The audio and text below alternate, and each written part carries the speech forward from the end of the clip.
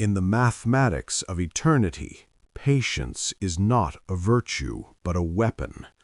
The oldest civilizations understand this truth instinctively, that time itself can be wielded, shaped, bent toward purpose like gravity bends light around dying stars.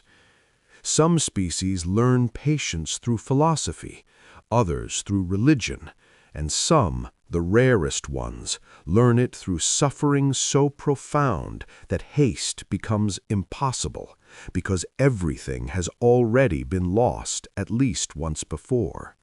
I did not understand this when I was young. I understand it now. My name is Prelate Cassith Vorenum of the Eternal Sovereignty, and I am recording this account because the truth matters more than pride. Because history written by the victorious is often history written in lies. And because what happened to my people, what we brought upon ourselves, must never be forgotten by those who come after. We broke humanity's patience. We pushed and pushed and pushed, believing that patience was weakness, that restraint was cowardice, that a species that would not fight back was a species that could not fight back. And when Earth finally answered our provocations, when humanity finally set aside the patience that had protected us from ourselves for so long, the answer came in fire and thunder and the death of everything we had ever built. They broke our Armada. They broke our empire. They broke our certainty that we were the masters of creation. And somehow, impossibly, they did it without breaking themselves. The Eternal Sovereignty had ruled its domain for 19,000 years before humanity discovered fire. I say this not to boast. Boasting feels hollow now, tastes like ash in my mouth, but to establish context, to help you understand what we were, and why we believed what we believed. Our civilization had risen from the warm oceans of our homeworld, had spread across hundreds of systems, had built wonders that spanned the gaps between stars. We had fought wars and won them. We had faced extinction and survived it. We had watched younger species rise and fall like waves against an ancient shore, and we had come to believe that permanence was our birthright. We were old, we were powerful, and we were, in hindsight, catastrophically arrogant. When our long-range observers first detected intelligent signals from the Sol system, I was a young diplomatic attaché, barely 300 years into my service. The reports described a species that had not yet left its birth world, still burning chemical fuels, still fighting territorial wars, still in the earliest stages of what we called the adolescent chaos that most intelligent life forms experienced, before either destroying themselves or achieving maturity. We classified them as a Category 7 civilization, primitive, potentially dangerous, and irrelevant to sovereignty interests. The standard recommendation was observation without contact, allowing them to either mature or extinguish themselves naturally. That recommendation was ignored. Prelate Vorath Keen, my predecessor and mentor, believed that humanity's system sat too close to our frontier territories to be left unmanaged. He advocated for what he called preemptive guidance, a diplomatic term for the systematic manipulation of a primitive species to ensure they developed in ways favorable to sovereignty interests. The Council approved his proposal. Observers became manipulators, watchers became shapers, and over the next 3 centuries we inserted ourselves into human affairs in ways that, looking back, I cannot believe we thought were subtle. We sabotaged their early attempts at faster-than-light research. We seeded distrust between their nascent spacefaring nations. We engineered economic crises to slow their technological development. And when they finally, inevitably detected our presence, we presented ourselves as benevolent guides, elder beings willing to share our wisdom with a younger species, provided they accepted certain limitations on their expansion. They accepted. What choice did they have? For 200 years, humanity existed under our guidance. They were permitted to colonize a handful of systems near their homeworld, always under our watchful supervision. They were given carefully selected technologies designed to make them dependent on our continued goodwill. They were taught that the galaxy was full of dangers they could not face alone, and that the sovereignty's protection was their only path to survival. They learned these lessons well. Too well, perhaps. They learned to be patient. The first incident occurred 17 years before the war. A sovereignty patrol vessel, operating in what we considered our space, but what treaties technically designated as a neutral zone, intercepted a human cargo ship. The patrol captain, a young officer eager to prove his worth, decided that the human vessel was in violation of navigation protocols and ordered it seized. The human captain, a woman named Sarah Okonkwo, transmitted a formal protest. She cited treaty articles. She provided documentation showing her course was legal. She asked politely and precisely for the patrol captain to reconsider. He did not reconsider. He boarded her vessel, confiscated her cargo, and detained her crew for 6 standard months before diplomatic pressure finally secured their release. The human government filed a formal complaint through official channels. They requested an investigation. They asked for compensation for their lost cargo and the trauma inflicted on their citizens. The council reviewed the complaint and dismissed it. The patrol captain received a commendation for vigilant frontier security. Humanity said nothing more. They paid their respects, expressed their disappointment, and returned to their business. We thought they had accepted the outcome. We thought they understood their place. We did not realize they were simply being patient. The incidents multiplied over the following years. A human research station studying a dead world in unclaimed space was destroyed by unknown hostile forces. Our intelligence services knew the sovereignty's Covert Operations Division was responsible. The station had been conducting gravity research that might have led to FTL breakthroughs we had not authorized. The official investigation blamed pirates. Humanity filed a protest. They asked for help investigating. They expressed their grief for the 47 researchers who had died. We offered condolences and empty promises. Humanity said nothing more. A human colony world suffered a natural disaster that destroyed their primary agricultural infrastructure, forcing them to accept emergency food shipments from sovereignty suppliers at prices that crippled their economy for a generation. Our climate manipulation satellites had caused the disaster, but no evidence remained to prove it. Humanity filed a protest. They asked questions that made our diplomats uncomfortable. They documented inconsistencies in the weather patterns that should not have occurred naturally. We denied everything. Humanity said nothing more. Trade restrictions, navigation barriers, diplomatic insults carefully designed to humiliate without providing grounds for official complaint.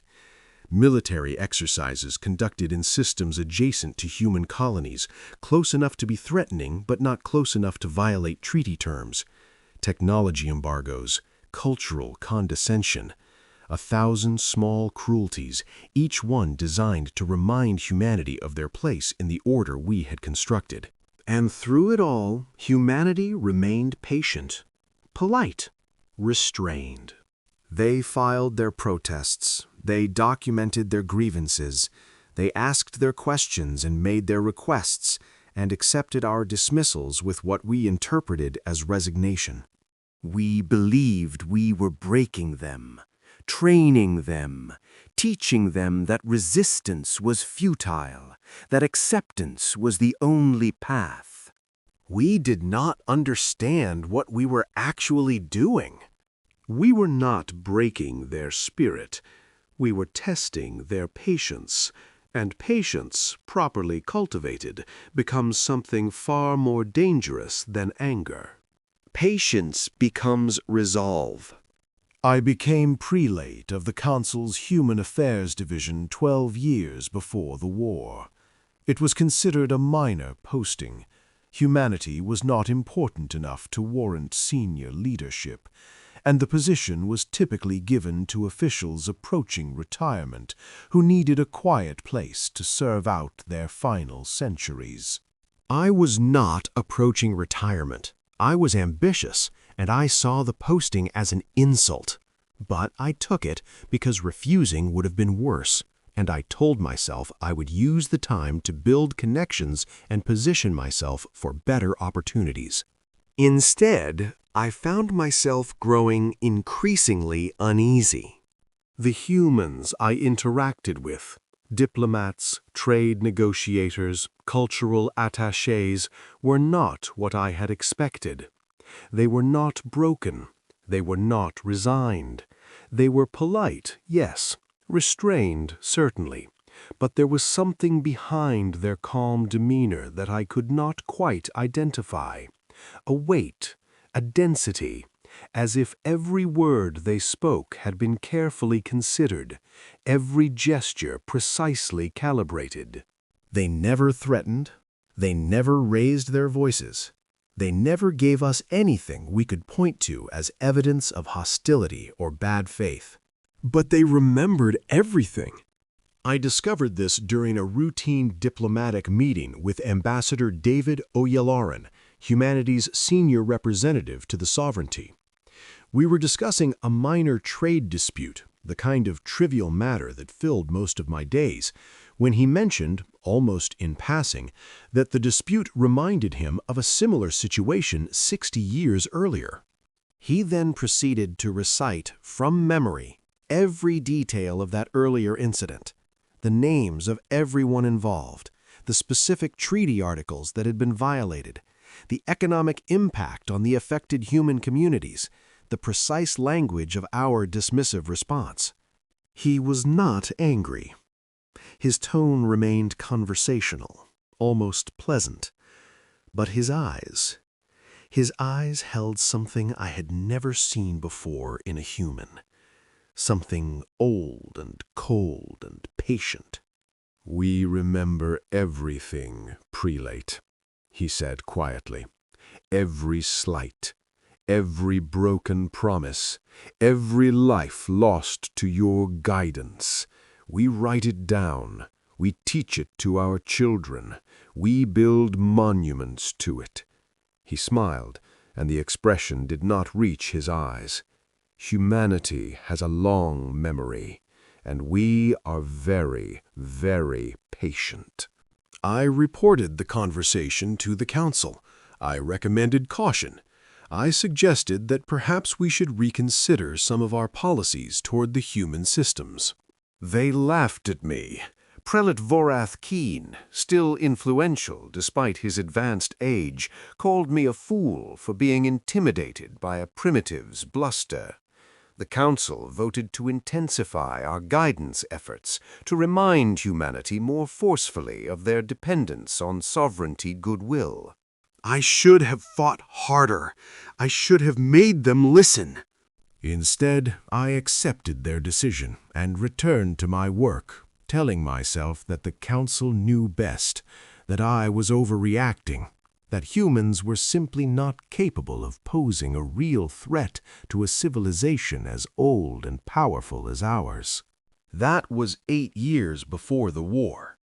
8 years before we broke their patience. 8 years before Earth broke our Armada.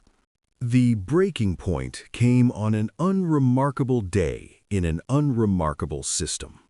Verity Station was a human research facility orbiting a gas giant in the Tau Ceti system, one of humanity's oldest and most populous colonies. The station housed approximately 12,000 researchers and their families, conducting studies in fields ranging from atmospheric chemistry to theoretical physics. Our intelligence services had determined that some of those theoretical physics studies were approaching breakthroughs we could not permit. Specifically, they were developing a new form of faster-than-light travel that would not require the navigation beacons we controlled, technology that would free humanity from their dependence on our infrastructure. The Council authorized what they called a containment action. The official order used diplomatic language, speaking of neutralizing strategic threats and maintaining regional stability. The reality was simpler. We sent a battle group to destroy Verity Station. I was not consulted. I learned of the operation only after it was complete, when reports began filtering through official channels. The station had been destroyed. All 12,000 inhabitants were dead. The official explanation blamed a catastrophic reactor failure, an accident, nothing more. But this time, humanity did not file a protest. They did not ask questions or request investigations or express their grief through proper diplomatic channels. This time, something different happened. Ambassador Oyalaran requested an emergency meeting with the Council. This was unprecedented. Humans had never before requested direct access to our highest governing body. Protocol demanded that all communications go through my office, through layers of bureaucracy designed to maintain proper hierarchies. The Council, curious and perhaps slightly amused, agreed to the meeting. I was present. I watched Ambassador Oyalaran walk into that great chamber, surrounded by the most powerful beings in the sovereignty, and I saw no fear in his eyes, no anger, just that same patient weight I had noticed years before, now somehow heavier, denser, more absolute. "Counselors," he said, his voice quiet but carrying perfectly in the vast space, "I am here to deliver a message from the people of Earth." Prelate Vorath Keen leaned forward, his ancient face twisted in condescension. "And what message would that be, Ambassador? Another protest? Another list of grievances for us to consider and dismiss?" "No, Prelate." Oyalaran's eyes found Keen's and held them.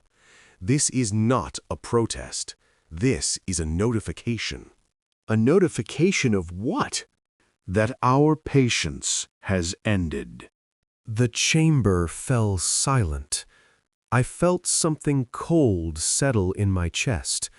Recognition, perhaps, of the moment I had been dreading for years. "For 347 years," Oyalaran continued, "humanity has endured your guidance, your manipulation, your cruelty. We have filed protests. We have documented grievances. We have asked again and again for justice we knew would never come." He paused, and when he spoke again, his voice was soft as silk and hard as iron. "We did this not because we were weak, not because we could not fight back. We did this because we hoped, foolishly perhaps, that you might eventually choose to treat us as partners rather than subjects." Verity Station ended that hope. 12,000 of our people, scientists, teachers, children, murdered to preserve your control over technology that should belong to all sentient beings. His hands, I noticed, were perfectly still at his sides. We gave you 347 years of patience. You repaid us with massacre." Prelate Keen laughed, a harsh, dismissive sound. "And what do you intend to do about it, human? Your species has no fleet worth mentioning. Your colonies exist at our sufferance. Your entire civilization depends on infrastructure we control." He spread his arms wide, gesturing at the grandeur of the council chamber. "You have nothing. You are nothing. And now you come before us speaking of notifications, as if your words carry any weight at all?" Ambassador Oyalaran smiled. It was the saddest smile I had ever seen. "You are correct, Prelate.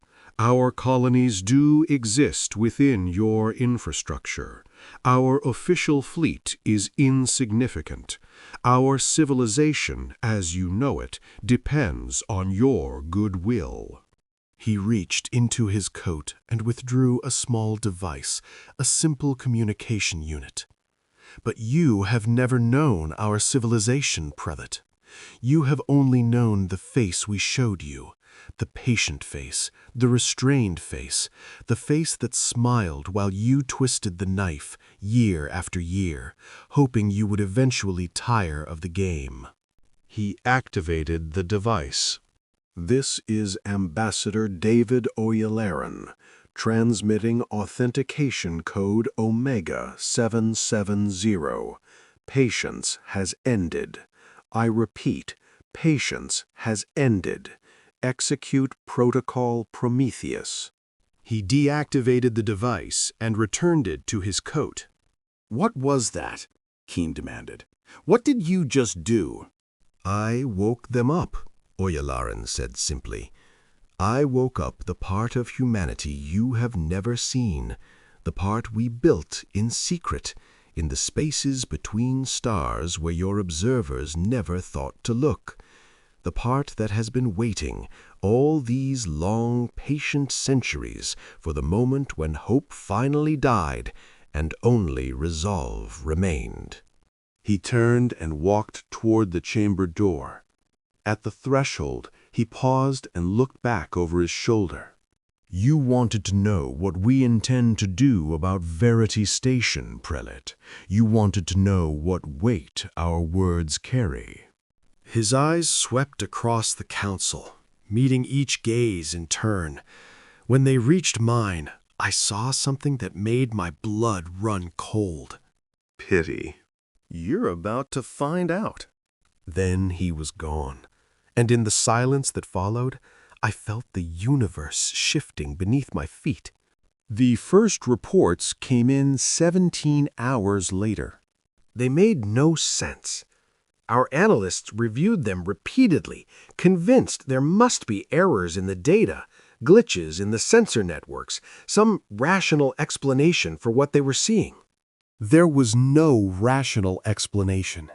Ships were appearing, thousands of them, tens of thousands. They emerged from hiding places throughout the region, nestled in the shadows of gas giants, concealed in asteroid fields, drifting dark and silent in the spaces between systems where nothing should have been able to survive. They were not the crude, primitive vessels we had permitted humanity to build.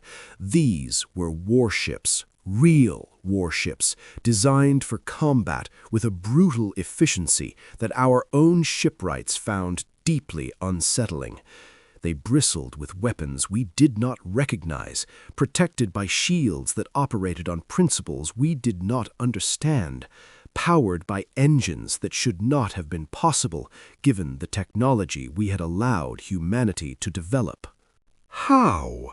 Prelate Keen demanded, his ancient confidence finally cracking. "How could they have built this? We controlled their technology. We monitored their shipyards. We would have seen."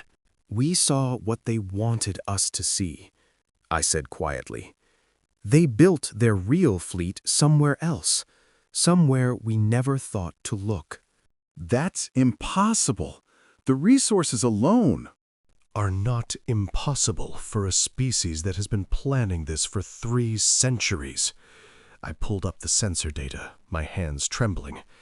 They didn't hide one fleet, prelate. They hid an industry. Mining operations in dead systems, manufacturing facilities in the coronas of unstable stars, shipyards in the hearts of nebulae.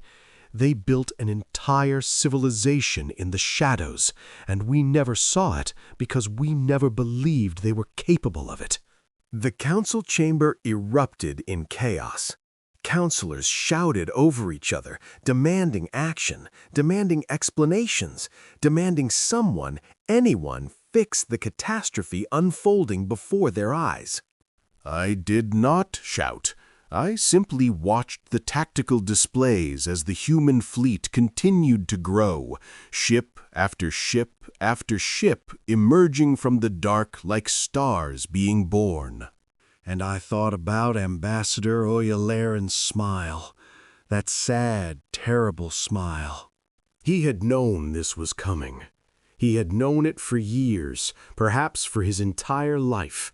He had sat across from me at diplomatic meetings, endured our condescension, smiled at our insults, all while knowing that somewhere in the darkness his people were building the instruments of our destruction. He had been patient. They had all been patient. And now that patience had transformed into something we could not stop. Something we had never imagined possible. The Sovereignty Armada mobilized within 3 cycles. It was the largest military force we had ever assembled, 12,000 warships drawn from every sector of our domain, representing 19,000 years of military tradition and technological refinement. Our admirals were veterans of 100 campaigns. Our soldiers had trained their entire lives for battle. Our weapons had been proven against every threat the galaxy had ever produced. We were confident. Despite the shocking emergence of the human fleet, we remained certain that our experience, our technology, our sheer weight of numbers would carry the day. The humans had surprised us, yes. They had demonstrated capabilities we had not anticipated, but surely they could not stand against the full might of a civilization that had ruled the stars since before their ancestors had discovered fire. I was assigned to the command ship as an observer, my knowledge of human psychology deemed potentially useful, though I suspect the real reason was that the Council wanted me close at hand in case I had been complicit in humanity's deception. I did not protest the assignment. I wanted to see what happened. I needed to understand. The fleets met in the Kepler Expanse, a region of space roughly equidistant between our core territories and the human systems. It was a neutral ground, of sorts, a place where neither side held an obvious advantage. Or so we believed. I stood on the observation deck of the command ship, watching the human fleet materialize on our tactical displays. They had arrived first, which surprised our admirals. Faster than light travel at the speeds they had demonstrated should not have been possible with any technology we knew. But that was the first of many surprises. The human fleet was arranged in a formation our tactical computers could not classify. It was not defensive, exactly, but neither was it offensive. It simply was a wall of ships, silent and still, waiting. "They're not moving," Admiral Voreth observed, his tone confused. "Why aren't they moving? They should be positioning for engagement." "Perhaps they're waiting for us to make the first move," his tactical officer suggested. "A defensive strategy. Let us commit our forces, then counterattack." "Then let's not keep them waiting," Voreth gestured at the display. "All ships, advance to engagement range. Standard assault formation. We end this now." The Armada surged forward, our ships cutting through space with the precision of a force that had never known defeat. I watched our lead elements close the distance, their weapons charging, their shields at maximum power. And then the humans responded. It was not an attack. Not exactly. It was a message. Every communication system in the Armada, every screen, every speaker, every display suddenly showed the same image. A human woman, middle-aged, with gray streaking her dark hair and lines of exhaustion carved into her face. She wore a simple uniform, unadorned, functional. Behind her, I could see the bridge of a warship, crew members moving with quiet efficiency at their stations. "I am Admiral Catherine Okonkwo of the Earth Defense Force," she said, and her voice carried the same quiet weight I had heard in Ambassador Oyalaran's words. "Daughter of Sarah Okonkwo, whose cargo ship was seized by your patrol vessels 43 years ago. Granddaughter of Marcus Okonkwo, who died on Verity Station."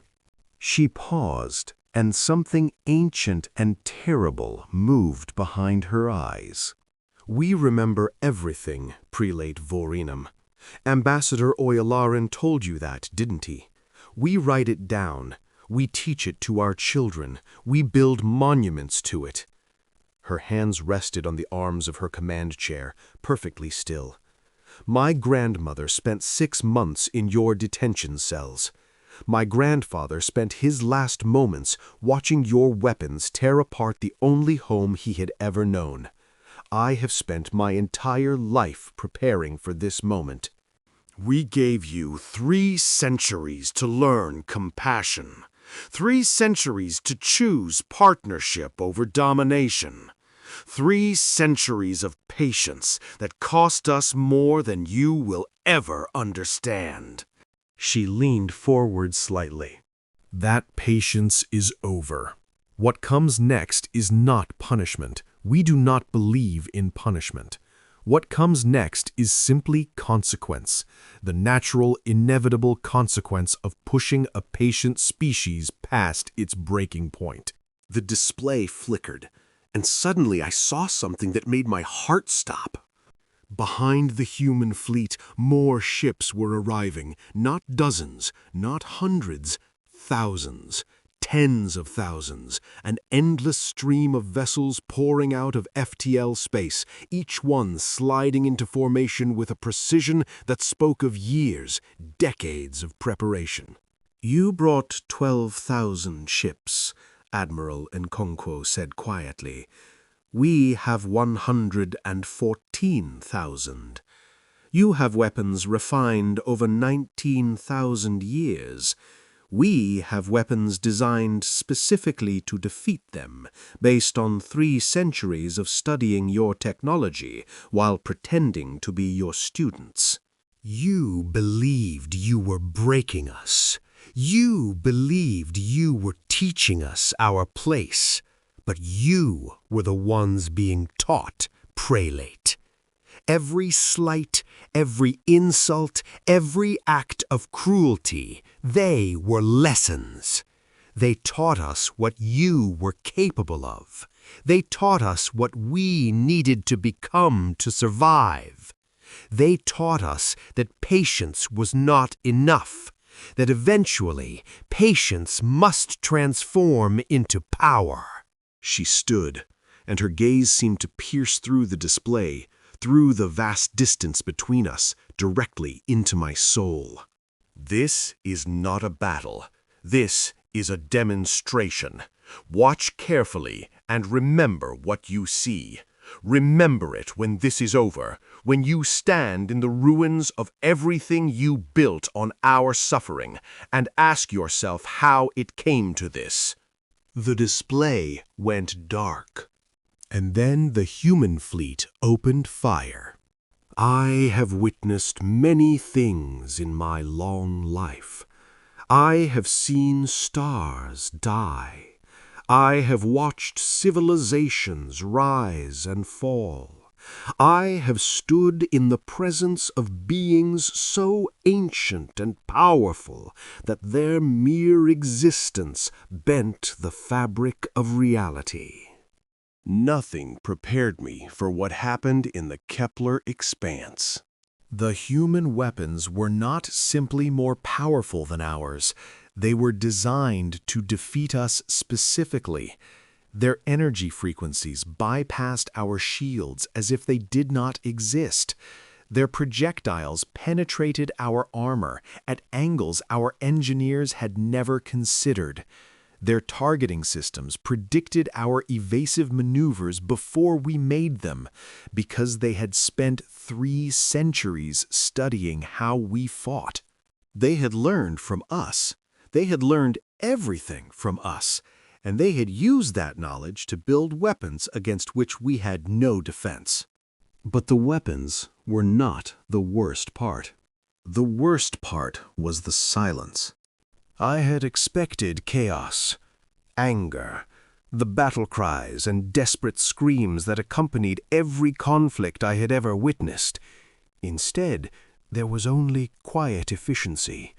The human fleet moved like a single organism, each ship knowing exactly where to be and what to do, communicating through channels we could not intercept, in a language of coordination we could not comprehend. They did not rage. They did not exult in their victory. They simply worked, dismantling our Armada with the systematic precision of surgeons removing a cancer. I watched the tactical display as our ships vanished, one by one, then by dozens, then by hundreds. I watched our proud admirals issue orders that accomplished nothing. I watched our ancient tactics, refined over millennia, shatter against an opponent who had anticipated every move we could make. And through it all, I thought about patience. This was what patience became when you pushed it too far. This was the weight of 3 centuries of suffering, transformed into fire and steel and the death of empires. This was the answer to every unanswered protest, every dismissed grievance, every cruelty we had inflicted believing there would be no consequences. The battle lasted 4 hours. When it ended, 11,847 sovereignty warships had been destroyed. The remaining 153, including our command vessel, had been disabled, weapons neutralized, engines crippled, left drifting in the void as silent witnesses to our annihilation. Human casualties? 0. Not a single human ship had been lost. Not a single human life had been taken. They had broken our Armada without suffering so much as a scratch. Because they had not been fighting a battle. They had been delivering a message. Admiral Okonkwo's face appeared on our displays again as the last sovereignty weapon fell silent. She looked tired, not triumphant, not satisfied, just tired. The weight of what she had done was visible in her eyes, in the slight tremor of her hands, in the way she seemed to have aged years in the hours since her first transmission. "It's over," she said quietly. "Your Armada is broken. Your core territories are now within range of our fleet. Your civilization exists at our sufferance, the same sufferance you once extended to us." She paused, and I saw something flicker across her face, something that might have been pain. "We could destroy you. We have the power to do it. Every world, every station, every ship you possess, we could reduce them to ash and silence in a matter of months. We could do to you exactly what you tried to do to us." "We will not." The words hung in the silence, impossible and unexpected. "Humanity learned patience through suffering," Admiral Okonkwo continued. We learned it through centuries of being the prey, the victim, the species that everyone else preyed upon. But we also learned something else. We learned that becoming the thing you hate is not victory. It is the final defeat. You will live. Your civilization will continue. But it will continue under our terms, not yours. You will release every species you have subjugated. You will abandon every territory you have claimed through force or manipulation. You will submit to treaties that guarantee the rights of all sentient beings to develop freely, without guidance or interference. And you will remember. You will teach your children what happened here. You will build monuments to your arrogance and its consequences. You will carry the weight of this day forever, as we have carried the weight of your cruelty." She leaned back in her chair, and the exhaustion in her eyes deepened. We do not want to rule you. We do not want to become what you were. We simply want to exist, freely, without fear, as partners in a galaxy that has room for all of us. This is humanity's message to the eternal sovereignty. This is the consequence of breaking our patience. Not extinction, but transformation. Not destruction, but the end of your power to destroy others. She raised her hand in a gesture that I later learned was a human expression of farewell. We'll be watching. We'll be waiting. And if you ever forget the lesson of this day, if you ever again mistake our patience for weakness, we will remind you. Earth has a long memory, and we are very, very patient. The display went dark for the final time, and I was left floating in the wreckage of everything I had ever believed. That was 17 years ago. The eternal sovereignty still exists, but we are not what we were. We released the species we had subjugated. We abandoned the territories we had claimed. We signed the treaties humanity demanded, and we have honored every word of them. Some of my people call this humiliation. They plot in shadows, dreaming of revenge, telling themselves that one day we will rise again and reclaim our former glory. I am not among them. I have spent the years since the war studying humanity, really studying them, without the arrogance that blinded us before. I have read their histories, their literature, their philosophies. I have walked on their worlds and spoken with their people. I have tried as best I can to understand what we faced and why we failed to see it. Humanity is not a patient species by nature. They are passionate, impulsive, prone to conflict and division. They fight among themselves constantly, argue about everything, struggle with demons that would have destroyed a lesser civilization long ago. But they learned patience. They learned it through fire and blood and suffering that would have broken any species that lacked their stubborn refusal to surrender. They learned it through world wars and genocides and disasters both natural and self-inflicted.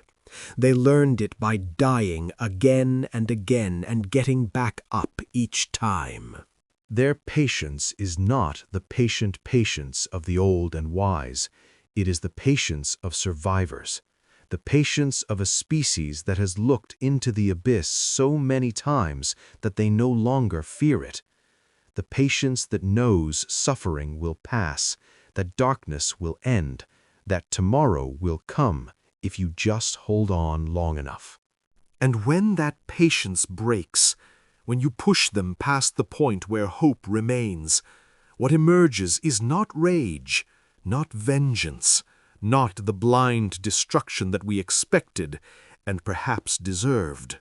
What emerges is resolution, absolute, implacable, unstoppable resolution, the determination of a species that has decided collectively and finally that enough is enough.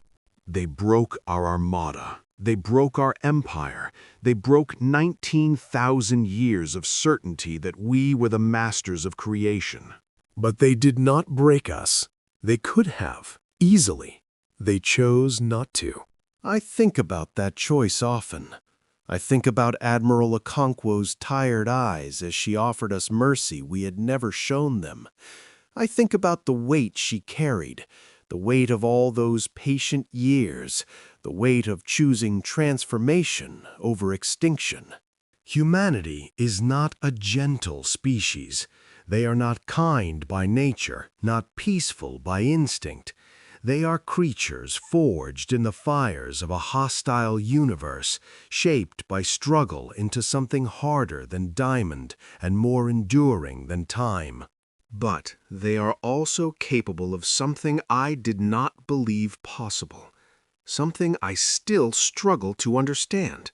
They are capable of choosing to be better than their enemies, of breaking the cycle of cruelty and vengeance that has consumed so many civilizations before them, of winning not just the war, but the peace that follows. We broke their patience. Earth broke our Armada. And then, impossibly, they offered us a future. I do not know if we deserve it. I do not know if we will prove worthy of the chance they have given us, but I know that we must try. For the sake of my people, for the sake of the galaxy, for the sake of the children who will inherit whatever we leave behind. We must learn what humanity learned. We must find our own patience, not the patience of masters waiting for subjects to submit, but the patience of partners working towards something greater than themselves. It will take time. It will take generations. It will take a transformation more profound than any we have ever attempted. But we are old. We are patient, and we have learned at last what patience truly means. It means enduring. It means remembering. It means holding on to hope, even when hope seems impossible. And it means knowing when the time for patience has ended and the time for action has begun.